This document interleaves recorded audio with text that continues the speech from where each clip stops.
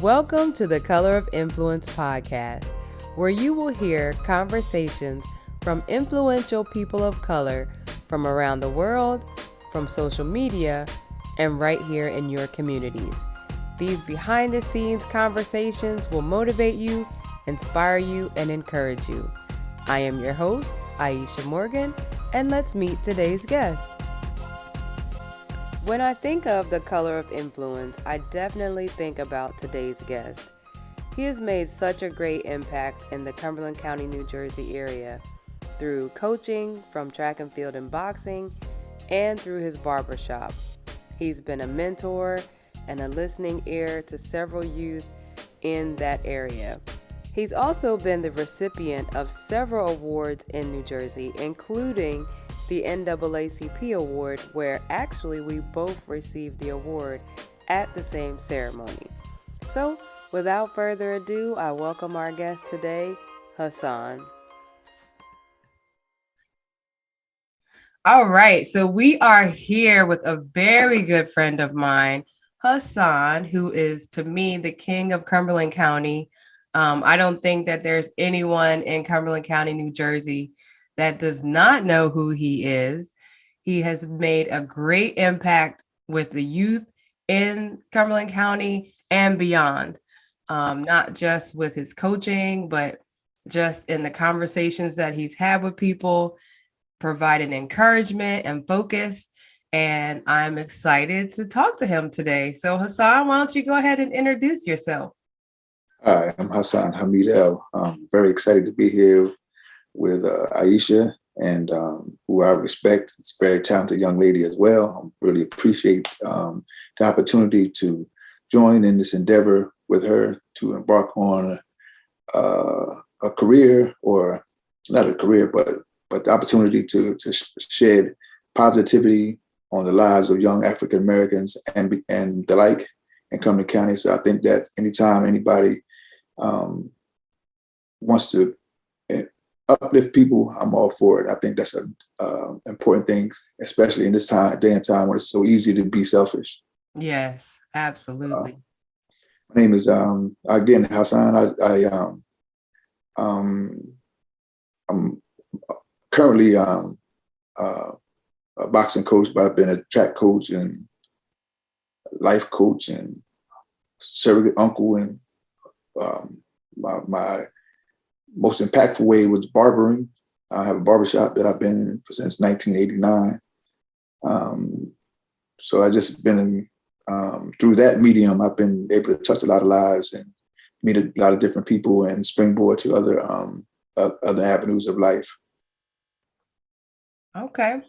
So have you always lived in New Jersey, or did you move to New Jersey as you were younger? No, I mean, aside from the military, yes. Okay. Varying parts of New Jersey. I was born in Camden, raised in part Bridgeton, part Newark, New Jersey. Okay. And the rest in Violent. Got it. Okay. Spent the summers in Cedarville and Franklinville, wherever my grandmother lived at the time. So yeah, it was very influential in my life in terms of the spirituality part. Okay. So you just said you were in the military. How long were you in the military? 3 years, active, 3 years reserve. Okay. So is that where you started boxing, or was that something that happened after? No, I started boxing in Violent. Okay. Prior to we had one of my friends, one of my mentors, and guys that I looked up to was Richard Cates. He was a champion boxer. Him and his brother were the world #1 ranked middleweight in the world at the time. Okay. And one was pro, one was light heavy. I had a friend by the name of, at the time his name was Harry Campbell. Now his name was Quadir Monteking. Okay. He was in very good boxer on the streets, and he had a lot of respect. And at the time of coming up, I was bullied, and didn't have really the kind of respect in the street that you would want. Mm-hmm. And I didn't have protection, so I just admired how he was garnered respect. He was in the Nation of Islam at the time, and some of the conversations he had, along with his desire to share some self-defense with me, led me into boxing. Okay. And so that's when I started boxing at the age of 12, traveling back and forth to Bridgeton, to Vineland from Bridgeton. And then, I started learning how to box and became the number one junior Olympic boxer in the country. And the rest is kind of history. Boxing. I did box in the military, and throughout matter of fact, the entire time I was in there, I boxed. So I didn't really do a lot of the combat stuff, but I mostly did special services. So it was good, and it afforded me the opportunity to meet people, and again, the backdrop of all of that was the initial meeting with Quadir Monte King, and understanding his mission was to impact lives for young Black kids. And his mentor was James Muhammad, or James Wallace, who became a surrogate father.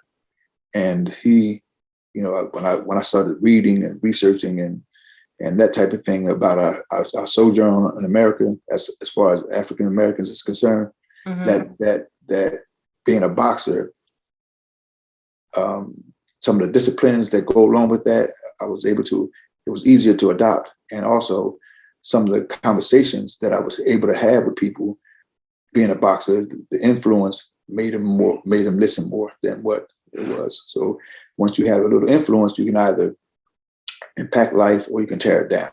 Right. And so you can, when you learn how to read and that type of thing, and you know some big words, and we used to read the dictionary was a requirement, and you could use it for good or use it for bad. Yeah. And so it was allowed me to talk to people, younger people, and at the beginning of that, at the back of that was he a boxer. Right. So, So he introduced you to the Nation of Islam? Yes. Okay. Yes. And then when did you open your barbershop? My barbershop was opened in 1989. Okay. So that was well after you were out of the military, or right after? 4 years out of the military. Okay. So how did you get into that? To barbering? Yeah. Oh, I actually it's ironic that I was back in the days, you had his waves, you brush your waves, and everybody either sideways or have your waves lined up and have them in place.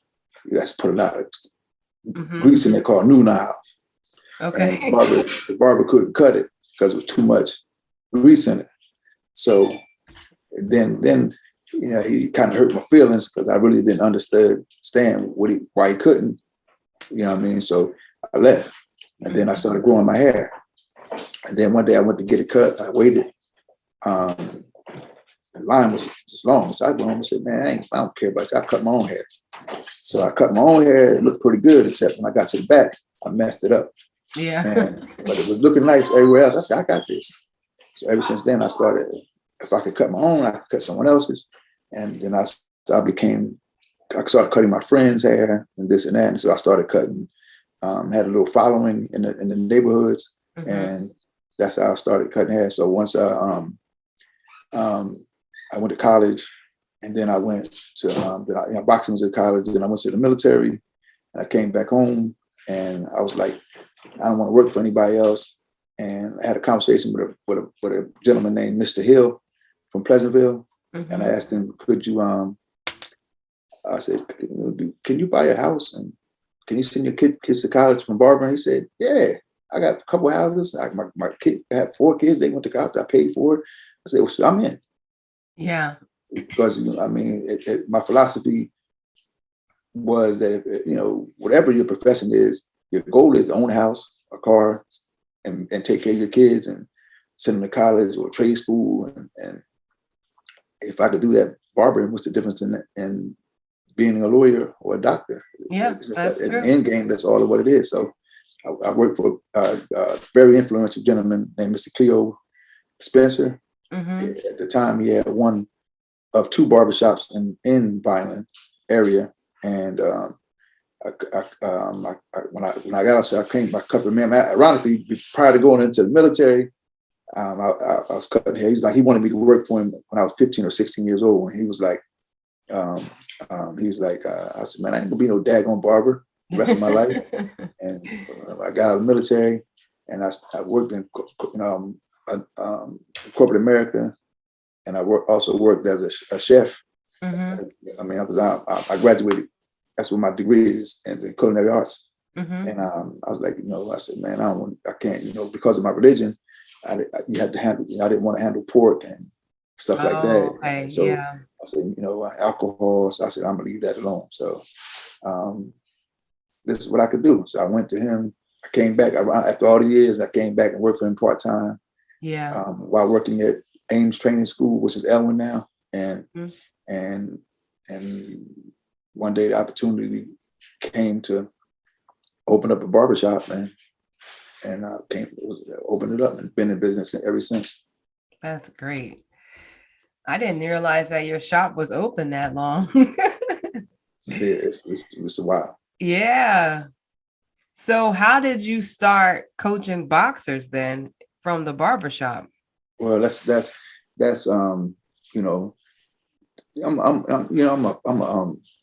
I'm a Pisces, and Pisces is a person that likes to save people, Mm-hmm. and they're natural, like they rescue people, Yeah. and so I was like, I'm always concerned about helping people and teaching them and sharing with them. So teaching for me was natural, Yeah. and and and I decided to after I stopped boxing,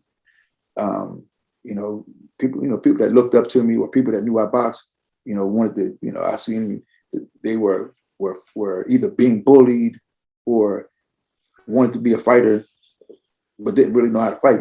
And I was like, man, Right. you out there, you don't even know how to fight. You're trying to be a fighter and you don't know how to fight. So let me show you what it entails. Yeah. So once, so I said, come on, I got you. And I take it to the gym and I started teaching them. Mm-hmm. And also the other part of it was, I was always a student, Mm-hmm. and when I was watching Richard Cates and got another gentleman that passed named Moleman Williams, he took me along with him, and I used to box for Joe Frazier's in Philadelphia, Oh, and wow. he and I watched, prior to that, he was his sparring partner, so I got the chance to go with him and acquaint myself with him, and I watched some of the great teachers of boxing, and I learned Yeah. things from them, and I was able to mimic some of the things that they knew, Mm-hmm. and I started translating, and I became good at it, and it was a way to, in the youth, as far as youth is concerned, is that you have to have a carrot, and you have to find some place where you can meet children at Mm-hmm. that some common ground where you can meet them at. Right. And so I grabbed them and said, come on, take them to the gym, show them how to box, give them a chance. If you want to be a fighter and you want to act up, let me show you how to fight. Let me show you what it is so you can really know what it all entails. And Yeah. some of the, some stuck with it, some didn't. But the main thing is that's how I got into it, because it was a vehicle to interact with a person one-on-one, and with something that they were interested in, then I could drop the other stuff on them on the side. Right. Yeah. So do you have like a separate youth program separate from your regular training, or is everybody come in and they kind of train together? Uh, well, I do have your cousin actually Daryl Gauls. Yeah. He handles the youth, but Okay. I oversee everything. Mm-hmm. I do the professional boxers mostly, but there was a time that I did um, um, amateurs as well. I Okay. still do, but not as much as because I don't really have the time to travel as much as I would like to. So we with the youth, but in the PAL from 1985 until 2000, I Mm-hmm. coached PAL boxing and PAL track Okay. along with John Boykins. Yeah. So that's how we and we did a lot of things with the youth in terms of boxing that time. But we have our gym is called Next Level Boxing. We do Mm-hmm. have amateur kids. We have a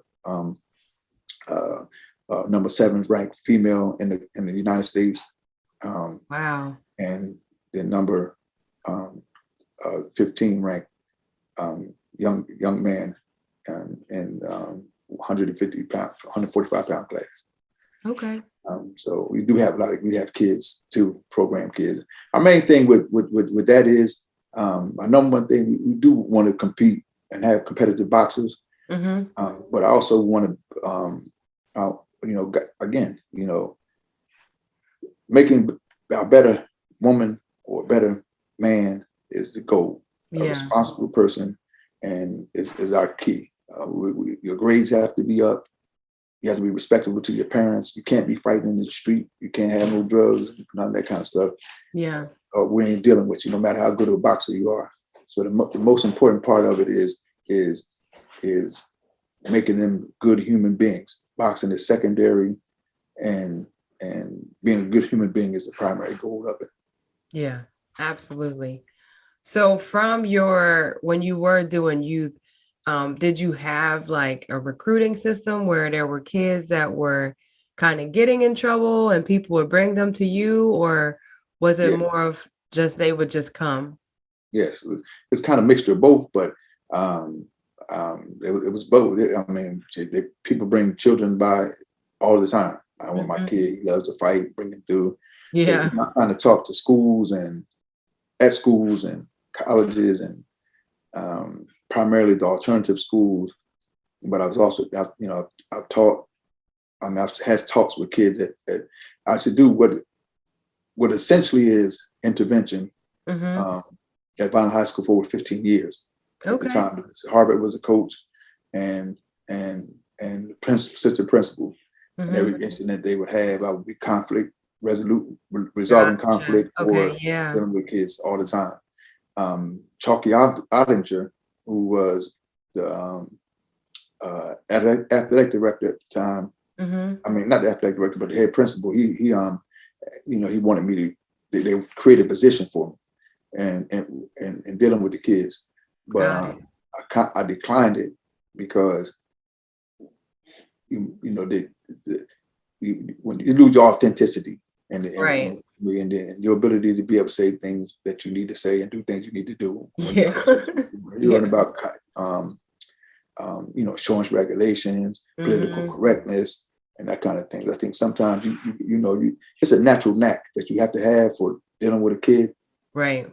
and sometimes it may be fire with fire. Sometimes it may be another approach, but the ability to do that, almost like teaching school, Hmm. where a teacher sometimes have to step away from the syllabus or the Right. curriculum to get a Yeah. kid to understand what it is.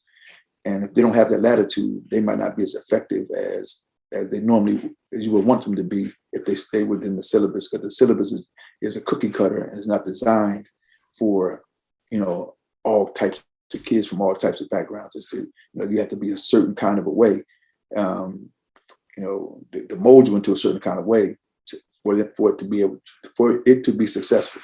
Hmm. So when people would bring kids to you because they were having behavior problems, whether it be fighting or whatnot, did you kind of have a system to work with them? Or was it more of like, we just going to put you in this boxing ring and based off of the principles of boxing, you were going to learn some structure and some rules and some discipline? No, we definitely have a system. and then it depends on the kid. You know, I mean, some kids start taking them from the foundation step by step, and other kids you have to literally run with. Okay. You have to literally run with them, take them to dinner, spend time with them. Some kids you really have to mentor. You always going to be a mentor. The boxer relationship is just like a relationship between a husband and a wife, minus any type of intimacy. Right. It's the same thing. I see you on the most vulnerable part. I know all your secrets, whatever going through. We have conversations. This is a very, very, very intimate relationship without no kind of other stuff. Right. So kids have, some, if you really, I mean, like me, generally speaking, I mean, all of our coaches care about kids, but we're not what you call like a therapeutic program per se, where you have step 1, step 2, step 3 type of models. Yeah. I mean, we you come in and I see, I could look at a kid. I talked to a kid last night. He came in the gym, said he wanted to box. Coach called me over. I looked at 2 seconds. I looked at him. I said, man, you've been drinking. He's like, all right, well, I had a beer. I said, first of all, it's disrespectful, right, to me, because I think you it's like, it's disrespectful. I try to be funny with it too. It's kind of disrespectful. You're walking here in somebody's gym and you're high, and you're talking about you want to box. You know what I mean? Do you want to box tonight because you had a beer, or do you want to box for, be competitive and all this and all that? So guys, I want to box. I say, well, look, if you really want to box, then I'll see you tomorrow at 4:30, alcohol free, white eyes and bushy tail, and you know what I mean? Because we're just sincere, be sincere, and our time is valuable. Yeah. And I know you want the best for yourself, and you want my attention. So you want my attention, you got to come a certain kind of way. I'll see you tomorrow. You know what I mean? Oh, I got you. All right. But needless to say, he ain't come and back. And a lot of, so that saved me the headache, you know what I mean, of dealing with him and getting all, because it's going to resurface at some point. And also, hopefully it puts some thoughts in this process and change his thought process some. But to that end, that's the extent of it. Kids, there's parents that bring their kids. Some parents come that are fans of their children, bad behavior, and they got videos of him fighting. I can look at him 2 seconds, say he can't fight a lick. And he just needs some guidance. And when you're not telling him how good he is and how cute he is and all of that, they get and you're gonna have to get some work. You do some work and make a certain type of commitment and changes to this process, and which requires you to change some of your life. Then you don't see them. You know what I mean? Because guess what happens in order for a child to be successful, the people that mentor him have to buy into the process too. Right. So if you want your kid to get straight A's, well, guess who's going to have to watch his homework? And guess who's going to? So that means you have to give up TV like he do. And most parents don't want to be. I ain't gonna say most, but a lot of parents whose kids are outside of the fold of the successful students are out of order as a child that's out of order. Yeah.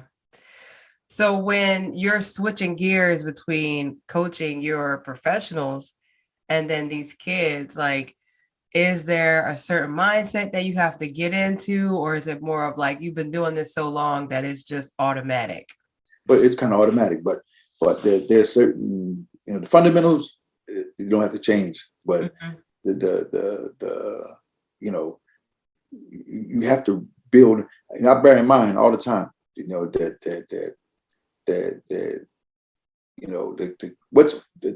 ingredients, the core ingredients of that's in kindergarten are the same ingredients that's in college. Right. It's just a little more technical. It's different levels. So I got to bear that in mind when I'm dealing with a kid. You know what I mean? I'm going to give him the principles of a professional, but I got to bear in mind his child's mind hasn't developed. he has to learn to see incrementally the steps that it takes to be where the professional is at.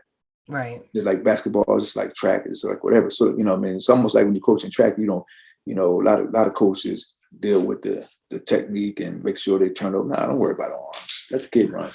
Yeah. You know what I mean? Get him liking track, get him buying into winning, into competing, and then you start tweaking stuff as we go on. So that's the same thing I do with boxing. I make sure a kid is I get him to see, the foundation is important, and I'm a stickler on the foundation because how you start is how you finish, and if your foundation is solid, a lot of times you're going to be successful even when you don't even try to be, because your foundation was put in correctly. You're gonna go further than what you would if you didn't. So that's the main thing about it, is I want to make sure that the kid is get that part down. But I do bear in mind that if you bend them too much, you're gonna break them. Yeah. And I don't want to be right, or want to show how deep and much boxing knowledge I know, to the point where I lose the kid. And so I do alter that in terms of I'm encouraging to them. I don't tolerate bull, but I encourage them, and I tap into their strengths, and I give it to them, in a positive way, and incremental steps to success is what I try to employ with children, versus an adult and a pro boxer. He's already been through that. Yeah. And he has a chance to see, it's a different goal set in mind. The more you win, the more you make, the better you get the opportunity to feed your family and become world champion and the like. So how many, I mean, I don't even want to say how many. Can you talk about some of the standout boxers that you coached that are professionals? Oh, yes. I mean, I started the first one I started working with was I was an assistant to the late Carmen Graziano. I worked with a guy named Carter Truth Williams. He fought for the world championship. He beat Mike Tyson. He lost to Mike Tyson, but we also won several other fights and beat Burt Cooper. I started working with the guys I have. A guy named Thomas Lamana. He was 16-0 when we departed. We just reconvened when he ranked to it. Fought for the world title. He lost, but he made it to the number 5 middleweight in the world. I worked with a guy named Ishmael Garcia, called him Tito. He made it up to number 20 in the world, still undefeated. He's kind of retired. Yeah. I have another guy, number 5 in the world, Nicola Perez. We went 10-fight win streak. Fought on HBO, Showtime, a lot of different places. His name's Nicola Perez. I have 2 twins. Number one in Puerto Rico, and the other twin just recently turned pro, is undefeated. He's 28 in the United States right now. Okay. So I mean, I work with a lot, and aside, assisting several other fighters. But the main ones that I trained personally had direct control over the ones I just mentioned. Okay. And aside from Darryl Gars Jr. Yeah. He's undefeated. He's taken 10. I also coached him in track as well. Yeah. And Paul and basketball. So and Anthony Butler, my nephew, my little godson. Them guys is a sidebar. But long story short, he's a great he's undefeated pro boxer. He's doing what his number one obligation is right now, is to his children and stuff like that. So it kind of took him out of the fold of boxing, but right. I think he wants to get back in before it's too late and finish up. But he's undefeated. He's a lot of good athletes who box.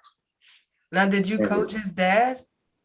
Yes. Well, his dad is younger than me, but we boxed in the same era. Okay. And he's under 5 years under me. But the fight, he hadn't boxed in a minute, and he wanted to just box. And Yeah. so when the coach came, he was training for that one pro fight that he had. He just wanted to have it, and the coach that was working with him was kind of nervous and hesitant about it. So I did train him for that one fight, but I think that he lost at Violent, but I think there were several factors that got into it. Stuff that I normally don't allow, that I don't never allow, like people in the dressing room and stuff like that. So people came in and adding their, some of his relatives, they came in and tried to coach from the, add other stuff in there that, so I didn't think his mental state was right to win at that time. He had too much, he hadn't boxed in a long time, and it was a different stuff. And I was kind of upset that they overstepped their boundaries, and I feel like they contributed to that, to his loss at that time. Yeah. But I did train him for the fight. I think he was a pretty good boxer, actually. He could punch really, really hard. Yeah. Abnormally hard. And he would have been, I think went in the military and boxed, but as far as being a pro is concerned, I think he would have been pretty good had he decided to go that route. So how did you two team up to do the youth program with the boxing? Oh, we worked at the PAL, and there was a guy at the PAL. What happened with the PAL? I never intended to open a gym up again. I was kind of disenchanted with coaching. Yeah. Like, aside from one-on-one stuff, it's a different kind of kid out there now. You're coaching 10, 20 that kids. That is true. So I was like, I don't do that. Yeah. And so there was a guy in the gym. He was being very disrespectful, and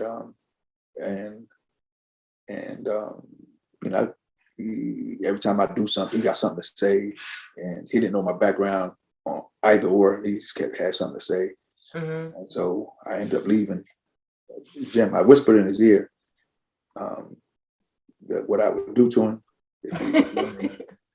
But I said, that you set an example for the kids, so yeah, how you gonna do that? So I just left a place called TNT, and at this simultaneously, the PAL, once you're 18, you can't box no more. And Coach Darryl was he felt like that wasn't right either to a kid, he spent a lot of time, a kid maybe a national gold medal champion, or anything. He turned 18, he can no longer participate in the PAL, and so he didn't have nowhere to go. So it was a natural thing for us to team together and open the gym up. I'm very, very happy to have him. He's a loyal friend, good coach. He's learning. He wants to learn. Yeah, he's a competent coach. He's good, and I'm happy to have him as a assistant, and as a friend.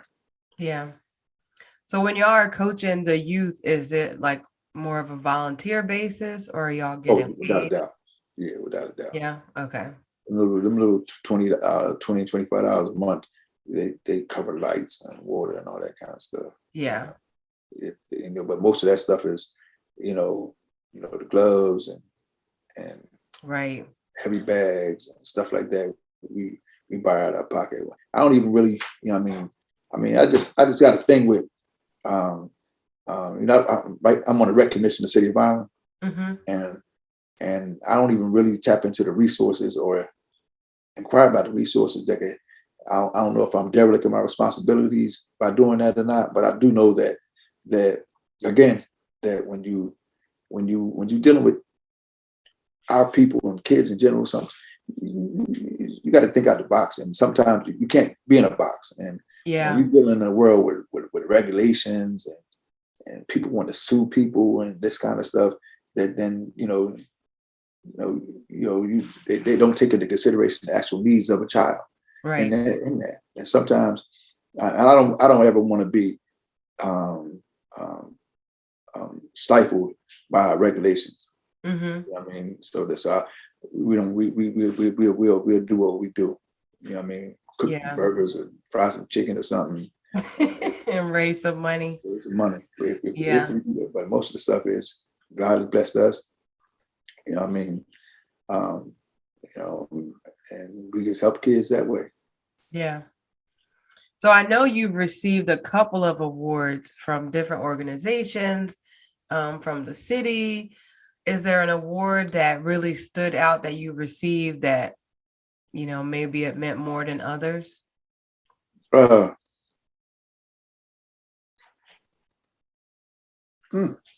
deep. I was surprised. I really don't really. I'm not a award guy. I don't think that it all feels good to be recognized and stuff like that. But I think the NAACP was nice for business. Mm-hmm. The entrepreneur. When you really, without tooting your horn or whatever, when you carrying people's families on your back, Yeah. the entrepreneur is a daunting responsibility to say that I'm going to take my destiny in my own hands. Yeah. And when you have employees, you're taking their lives and their families' lives in your hand too. Mm-hmm. And to get up every morning and not be deterred or and be undaunted by the process is an amazing thing. So, I mean, I'm strapping on. You 7 employees. You're making sure that they, have different issues with husbands, wives, kids. Yeah. It's a lot going to that, and I think, when they look at this, the small business owner, to be recognized was a major to me, because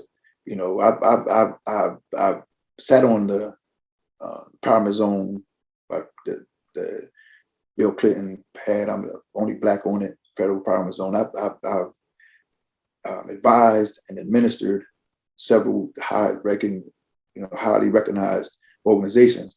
Mm-hmm. And to come from a small business background and not be in banking and not being all that stuff, Yeah. it kind of, that to me was the kind of validation of what what I stood for as an entrepreneur. Yeah. The most recent one was very dear to me. I was introduced by my god sister, a very dear friend of mine, Jenny Webb, prosecutor. Mm-hmm. She introduced me. I call Life Worth Living. It's a fledgling organization. The young brother named John Fuqua, they call him John Willie. He does great work in Cumberland County, and for them to, say, man, they call me Unc, to see him, to be recognized, like I'm personally, this guy named Will Turner, there's several other people. Most of the people of the organization I've influenced, mentored, coached, or something personally, and to see them be successful at whatever their career is, and 2, to say I thank you for your part in this year.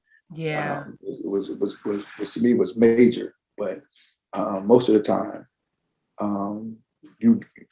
when a person that you deal with, when they really come back and say to you, man, you did so much for me, whatever. Usually they're not where you wanted them to be at. To see them at the top of their game and doing things positive is right. Because a lot of kids, I get letters from cats from prison and get stopped on the street. Man, I wish I'd listened to you. You were right. Well, that to me, that's not no constellation. Right. I knew I was right when I was telling you it. You know what I mean? Yeah. So to me, the consolation is you doing what we talked about and took that inspiration and ran with it it became something, valuable first to yourself, second to your community and family. To me, that's the greatest thing you could get. So Life Worth Living is a fledgling organization, do major work, and I appreciate them. That award, that kind of stuck out for me.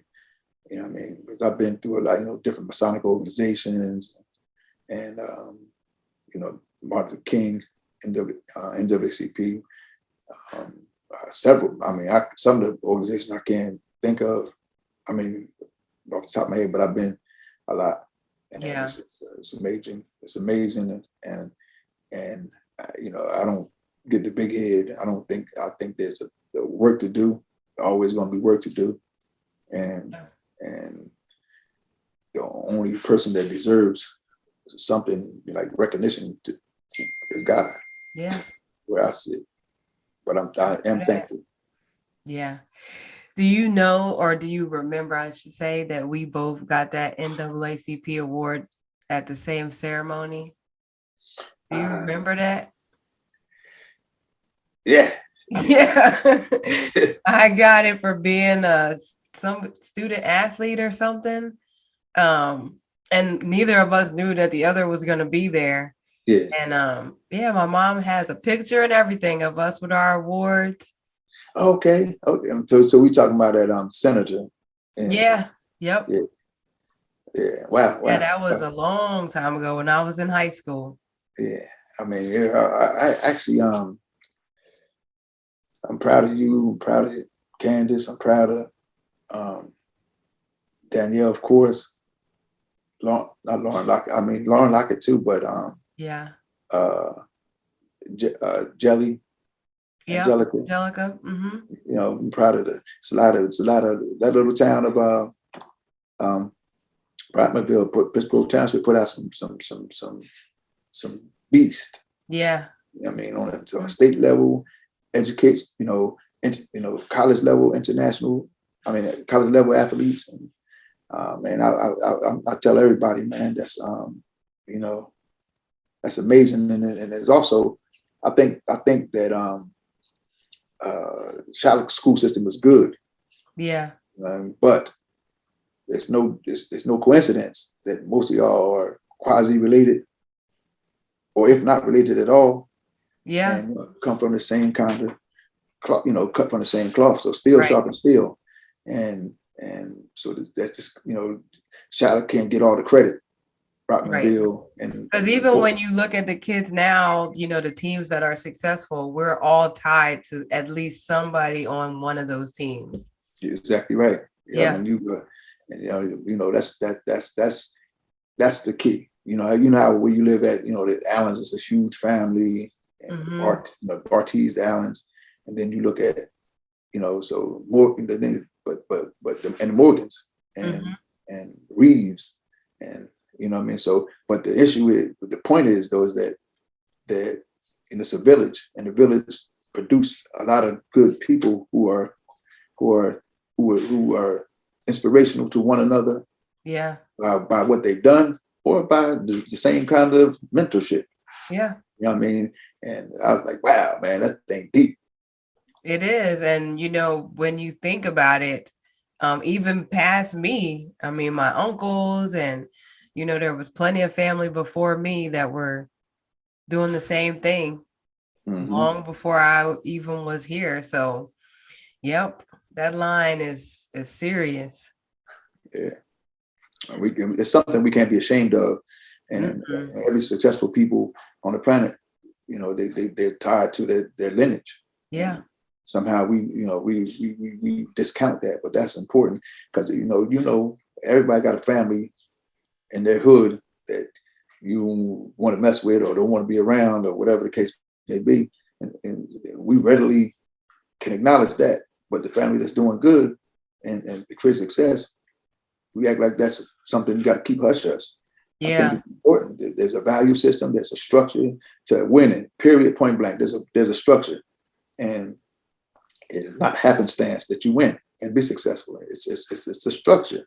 And can't be afraid to tap into it, to acknowledge it, and embrace it. Yeah, absolutely. So now to finish up, I want you to tell me how you became a movie star. You gotta Ah. tell me. You gotta tell me the story of how you ended up in a movie recently.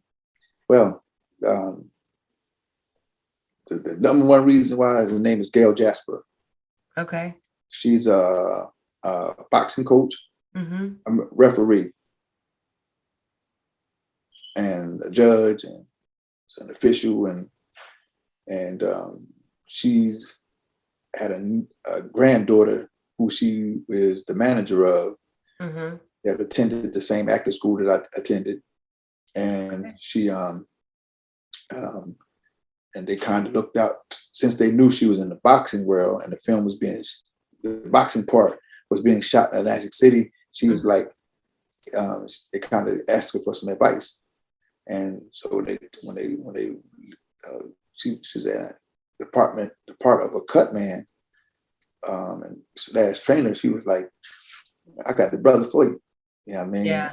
This is what he do for a living. He's a natural at it. Plus, he's a SAG actress, and I've been my primarily background was theater, Okay. and I did theater and stand up comedy.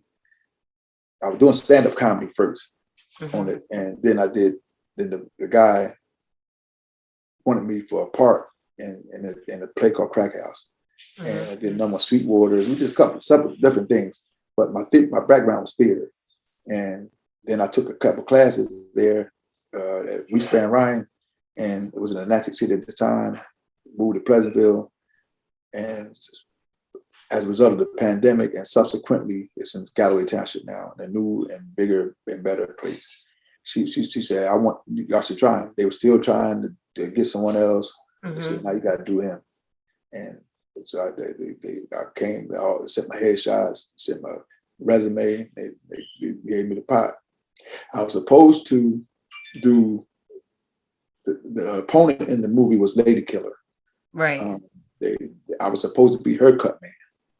Okay. And so what happened was the gentleman who played her cut man was getting tattooed up, and this and that, and because they don't want you to put no tattoos on, so he was Oh, playing. yeah. And so I went downstairs waiting, and Mm-hmm. she said, "Well, where are the corner man trainers, the cut man for at?" Like so she said, or just stand, y'all need y'all over here, or whatever. I said, well, who cut man? I said, which one I go? Who's? She said, whatever one you want to be. So I said, I could be Holly Berry's cut man. She said, yeah. I said, well, shoot, I don't want to be. Well, I want to be Right. hers. But I be. So when old boy came down, his spot was taken. Yeah. And the brother that was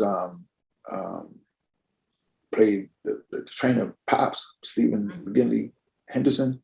Yeah. He was like, man, I'm glad to have you on my side, whatever. We became fast friends.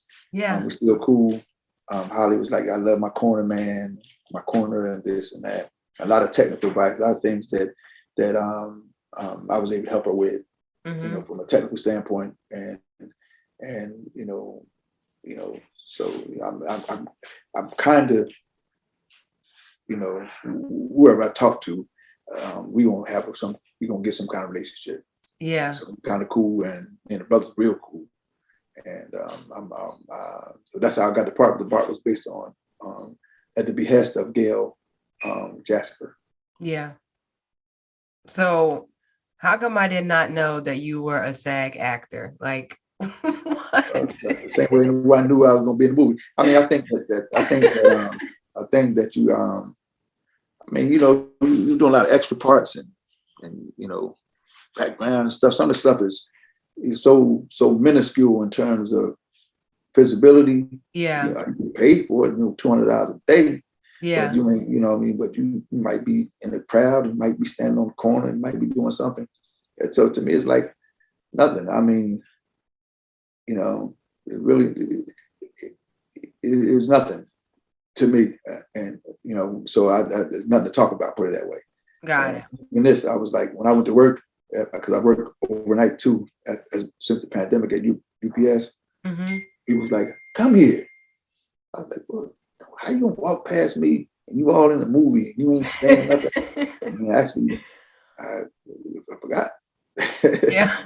Yeah, I mean, so, but it's just like I think that at the stage in the game, Aisha, you know, 25, 26, I might have been, you know what I mean? Yeah. Uh, 30, I mean, I'm 60. So it's like, it is what it is. You know what I mean? It's like, you know, but at the same time, it reignited the passion in me. I'm doing some stuff now in Plainfield because New Jersey is the number 1 filming state in the country right now Oh, okay. because of the tax credit, the film Yeah. tax credit. Mm-hmm. It's $35 million film tax credit. So it's you know, they're almost paying you to make movies here. Right. And so Yeah. you're going to get some work if you and you got to be plugged in. And Yeah. and you know, back when I was, you know, I had twins and I had, you know, 2 older children, 10 years older than that, and you know, the responsibilities of fatherhood is, you know, kind of overtook, you know, going to auditions in New York City and Right. California and places like that. I mean, I've always got callbacks and things of that nature, but you know, in the profession I'm in, if you don't win, if you don't land the part, you know, I mean, you miss the day. You know, Right. Yeah. great work and kids got to eat. So I said, you know what? Even with the comedy, you had to stay. You know, what I mean, it just wasn't paying the Mm-hmm. kind of money I was making that I needed to raise my family at the Right. time. So now that I'm older and you know, I'm set and financially stable, and I can go for broke. I can take a week, 2 days off, or whatever I need to do to Yeah.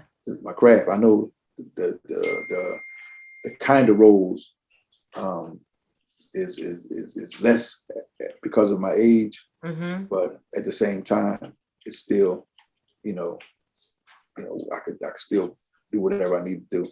Yeah. But your question was, I mean, I just never um, you know, and the other part, the reason why I got a dude named Gilbert Soto, it's another dude named Carlos Arce, Mm-hmm. for violent. They're in a lot of the Law and Orders and a lot of different scenes, West Wing. I mean, so the discussion of the SAG and you know, different unions, you know, they merged now, they closed the other one down, but you know, there's very few people we can talk about with, you know what I mean? So Got I it. really Okay. wasn't nothing to, you know, because okay, SAG, what that mean? So you know, that portion I never talked about with them. Yeah. Yeah. Well, I think that it was great. I mean, you didn't tell anybody. Everybody just happened to see you and started posting clips. And I was like, what in the world? Like, I didn't even know that, I know my mom was like, well, it was filmed in Atlantic City and they probably just went to boxing gyms and found people.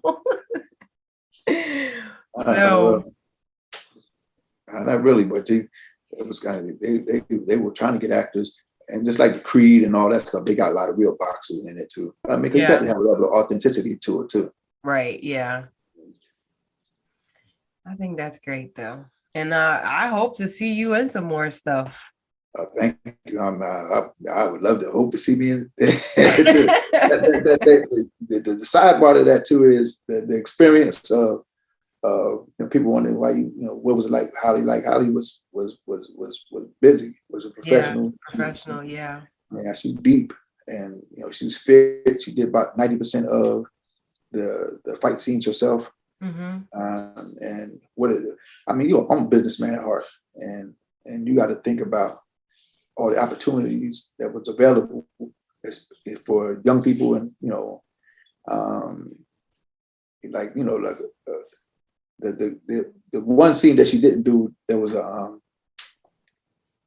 well, there's two. There was a lady, the same body type, just stood in the ring interest, Mm-hmm. in the interest of the ring. That was she. I don't know how much she got paid, but that's all they shot her. No Okay. face, no nothing, just her body type. Then they Mm-hmm. had another lady that did the fight scenes. They were similar in stature and similar in color and all that kind of stuff. I Yeah. don't know if she got paid, but she did all. She was a stunt double, Right. and so people that fit, that she made it, and they picked her up out of from another movie she did, another, because she has no acting experience at all, and Okay. they saw her, and they taught her the fight scenes, and she came in there. She got in the movie, and Mm-hmm. then there's brothers that's behind the scenes that got a lot of work. I was very impressed. This young brother named Rami, Mm-hmm. he's from the Black Bottom in West Philly. He was 38 years old. He was a producer, executive producer of cinematography. There was nothing that went on that he didn't approve, Yeah. and and to see that, I was like more stoked for him than Holly. I was like, yo, this guy.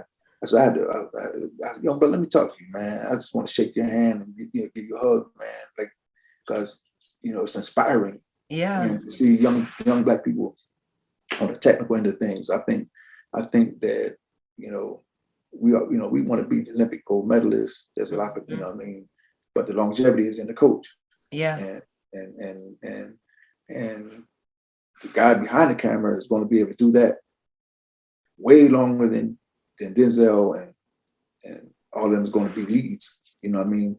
Yeah. And it was impressive, man. I was like impressed, man. Like this knowledge and the way they respected him, and he had no ego. He wasn't, he was humble about Yeah. whatever decision he makes. That he said if he didn't like it, wasn't no back and forth. It's just we're gonna redo it just like that. I was like, wow, that's man, that thing was deep. And Yeah. that was so to me that was respectful. That was experienced, and I was more impressed. I mean, she's a great actor. Don't get me wrong. She's a great actor. There's several scenes in which, at the end of the movie where she's crying, they had to Mm-hmm. shoot that like 10 times, going both different directions. And they shot an ending with her winning and an ending with her losing, so that in Okay. case there was a breach of you know how the sound releases, you can't talk about the movie, you can't Right. post no pictures, none of that kind of stuff. And so, in case you did leak and try to say she won, they have both, and you don't even know because they got she's winning and losing. Right. But one of them, I was like, when you saw me in the ring tapping like this, she's Mm-hmm. like, she crying, and I'm like, wow, it's a cut. We're gonna do it again, blah blah blah. And I said, well, I'm gonna see if she cry again. And she tears come down. So every single time they had to shoot it going to the west, I mean the north, and going to the south, Mm-hmm. and both directions. And every time she has to cry, and then she had to do it again for when she won. And I was Right. like, wow, on the drop of the dime, them tears come rolling out, real tears come rolling out. I'm watching, when I was a kid, I think you put little drops in there, not any real Yeah. tears. And I'm saying like the level of professionalism and the way she can act, she's a beast. And Yeah. and at 53, at the time, she was fit, tight as a drum, and she did all the stuff. And to me, that was it's Holly, and as beautiful as she is, you know, that was more impressive to me than her beauty, her ability Yeah. to what she knew about her craft and how fit she was. It's a lifetime experience, a once in a Yeah. lifetime experience, a dream come true. Um, I was happy for the opportunity and to see other people and young actors and all of that. Yeah. Well, I think that is a great like culmination of so far of your career. Just, you helping people, from youth to professionals. And we didn't really get into you being a barber, but I feel like the most impact that you made, um, was just through your relationships with youth. But I feel like that was a good ending because obviously you still have more going on after this, but it's you always pour so much into everybody else and you always put everyone else first from, you know, kids to adults and always want to help people. And someone reached out and helped you get this part. So I feel like that is like almost full circle. Because I don't want to say full circle as if this is it, because I feel as though you are going to get more acting roles. But yeah, it's like full circle. Mm-hmm. You pour out goodness and goodness comes back to you.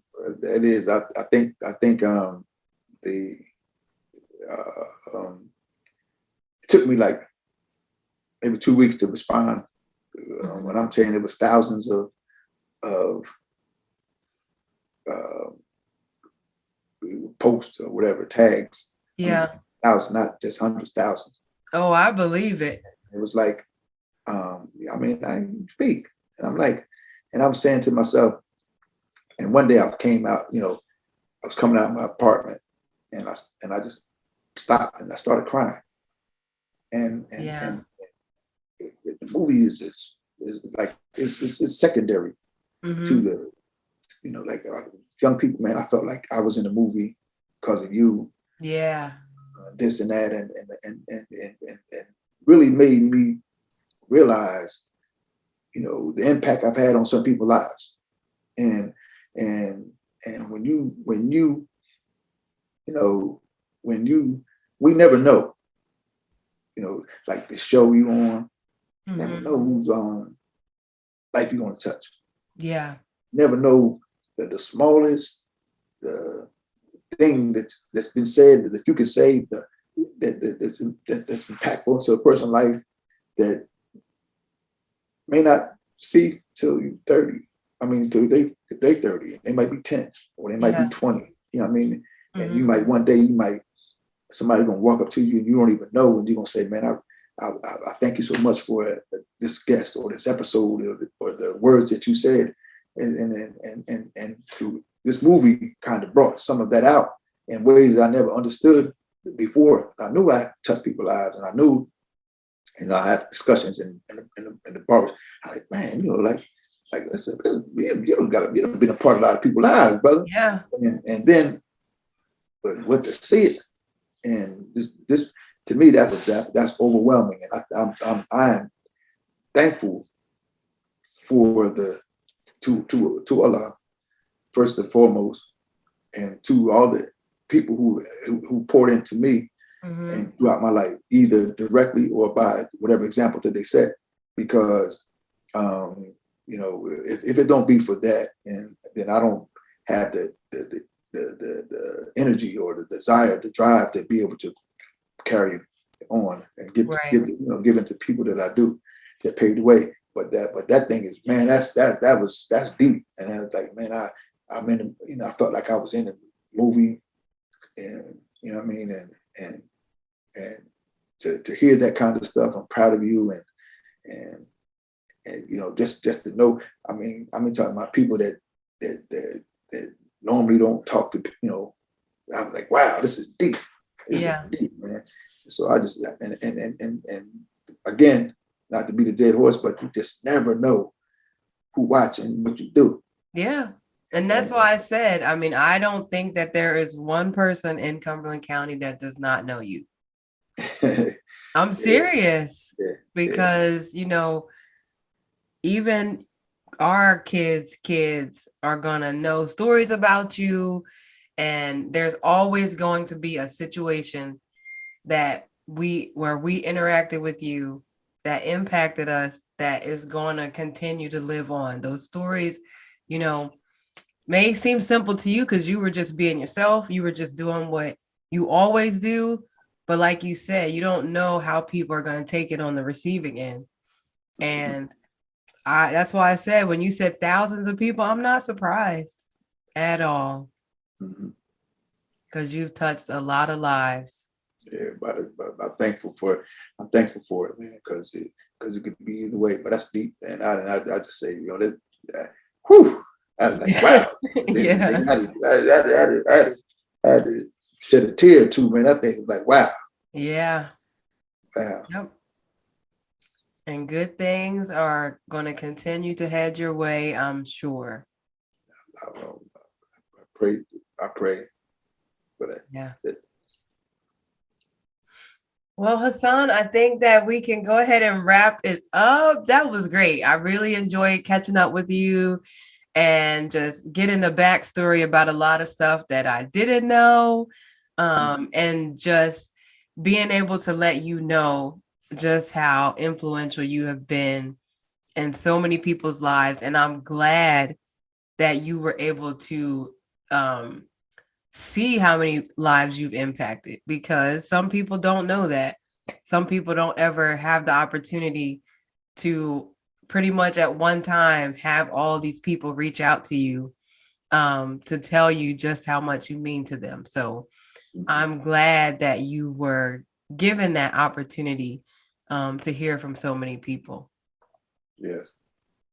Well, thank you so much for having me. I wish you the most success that anyone could have, and I'll definitely be supporting your endeavors and passing it along to as many people as I can. Thank you. Think you have something to say, and you got an interesting story in life and accomplishments yourself. And I think that given the time, people will get to know you and the authenticity of your work and what you do, and so that you can impact the lives that you aim to impact. So I definitely appreciate the opportunity. Love you. Love you too. I hope to see you again. All right. Thank you. You're welcome. Okay. Bye-bye. Bye. And that's a wrap on another amazing episode. I know you were just as inspired as I was after hearing today's guest. And to let us know how we're doing, leave us a review, like, and subscribe to the podcast. You can also follow us on all social media platforms, from Facebook to YouTube at The Color of Influence, and on Instagram, the_color_of_influence.